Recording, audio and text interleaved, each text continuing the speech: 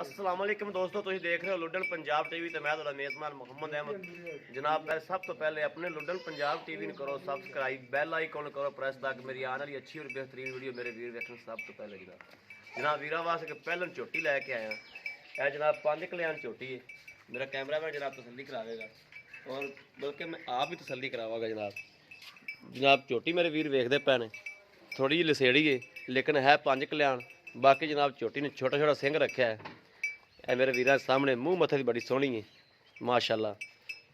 पहला सुबह सही खड़ोती है, 10 तो 12 लीटर दुध जनाब दे रही है इस टाइम। मड़ा छड़ के टोरियो तो यह जनाब बाकी थन चढ़ा मेरे वीर सामने आ थन थून जनाब बड़े सोहने। रोकी रोकी मड़ा जा यह जनाब थन चढ़ा मेरे वीर वेखते पे ने। बाकी जनाब लैने देने नसीबा की गल है। वंड जनाब पूरी थना की हर चीज़ जनाब तसल्ली करावा। 5 कल्याण है जनाब।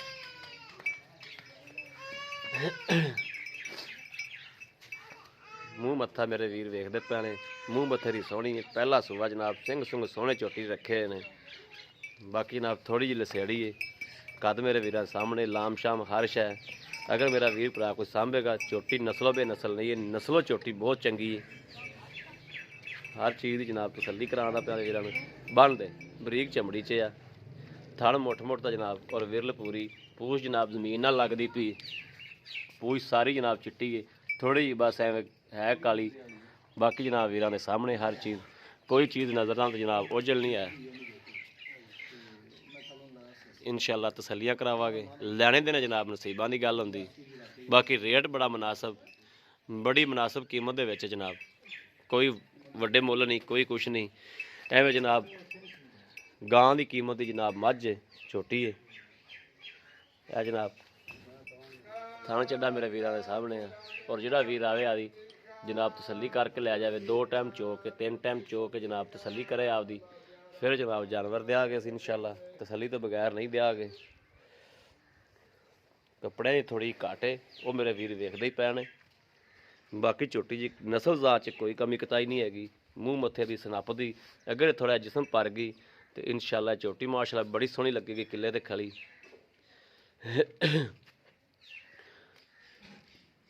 अस्सलाम वालेकुम जी। वालेकुम सलाम जी भाई जी, झोटी अपने घर दी या मुल शुल लई? हाँ जी, अपने घर दी होई। घर दी मझ दी। घर दी माई दी। ये पहला वारा सोई कि दूजा वारा सोई? पहला बार सोई जी। पहला वारा सोई। मगर की मगर कट्टी है जी। केड़ी कट्टी? ए कट्टी है जी। ए कट्टी नहीं सोई जी।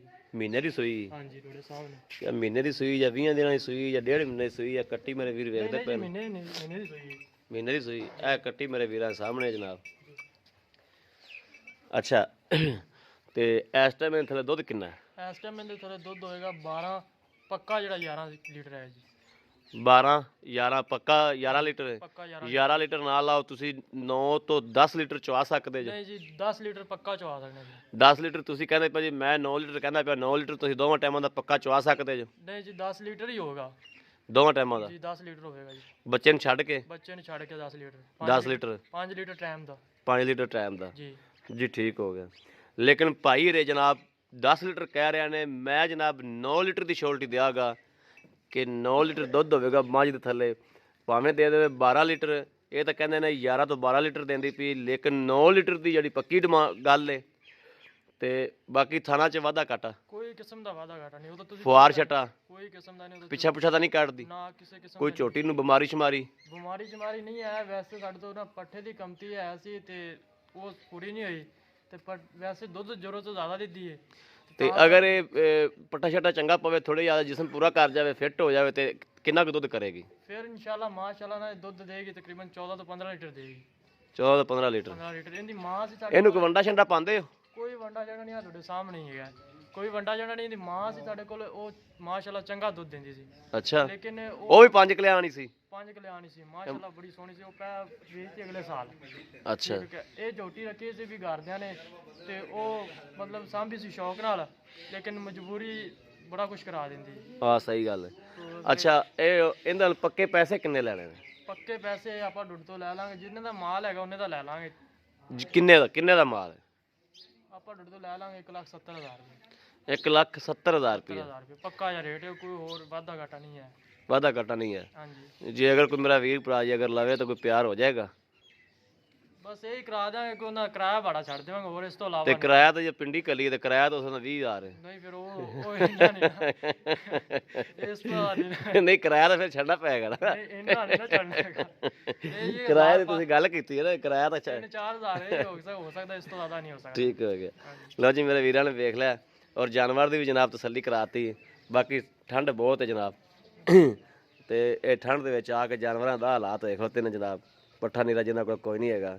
ਤੇ ਬਾਕੀ ਅਗਰ ਕਿਸੇ ਮੇਰੇ ਵੀਰ ਭਰਾ ਨੂੰ ਜਨਾਬ ਮੇਰੀ ਵੀਡੀਓ ਪਸੰਦ ਆਵੇ, ਆ ਵੇਖੋ ਨਾ ਦੂਜਿਆਂ ਦਾ ਵੀ ਆਹ ਹਾਲ ਹੋਇਆ ਖਲੋਤਾ ਜਨਾਬ, ਆ ਵੇਖੇ ਨਾ ਪੱਠਿਆਂ ਦਾ ਇਹਨਾਂ ਕੋਲ ਕਿੱਲਤ ਹੈ, ਤੇ ਬਸ ਪੱਠਿਆਂ ਦੀ ਵਜ੍ਹਾ ਨਾਲ ਡੰਗਰਾਂ ਦਾ ਵੇਖੋ ਨਾ ਕੀ ਹਾਲ ਕੀਤੀ ਖੜੇ।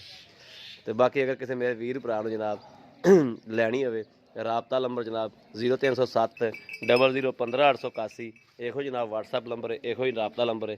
ਬਾਕੀ ਜਨਾਬ ਉਮੀਦ ਕਰਾਂਗੇ ਸਾਡੀ ਅੱਜ ਵਾਲੀ ਵੀਡੀਓ ਮੇਰੇ ਵੀਰਾਂ ਦੇ ਭਰਾਵਾਂ ਨੂੰ ਪਸੰਦ ਜ਼ਰੂਰ ਆਵੇਗੀ। ਅਗਰ ਜਨਾਬ ਪਸੰਦ ਆਵੇ ਕਮੈਂਟ ਵੀ ਕਰੋ, ਲਾਈਕ ਵੀ ਕਰੋ, ਸ਼ੇਅਰ ਵੀ ਕਰੋ ਔਰ ਕਰਦੇ ਰਹੋ ਆਦੇ ਵੀਰ ਨੂੰ ਅੱਗੇ ਤੇ ਅੱਗੇ ਸ਼ੇਅਰ ਕਰਦੇ ਰਹੋ। ਬਾਕੀ ਜਨਾਬ ਇਸ ਵੀਡੀਓ ਤੋਂ ਆਦੇ ਵੀਰ ਨੂੰ ਦਿਓ ਇਜਾਜ਼ਤ। ਅੱਲਾ ਨੇ ਕੇ ਬਾਨ ਪਾਕਿਸਤਾਨ ਜ਼ਿੰਦਾਬਾਦ, ਸਾਡੀ ਆਰਮੀ ਨੂੰ ਸਲਾਮ।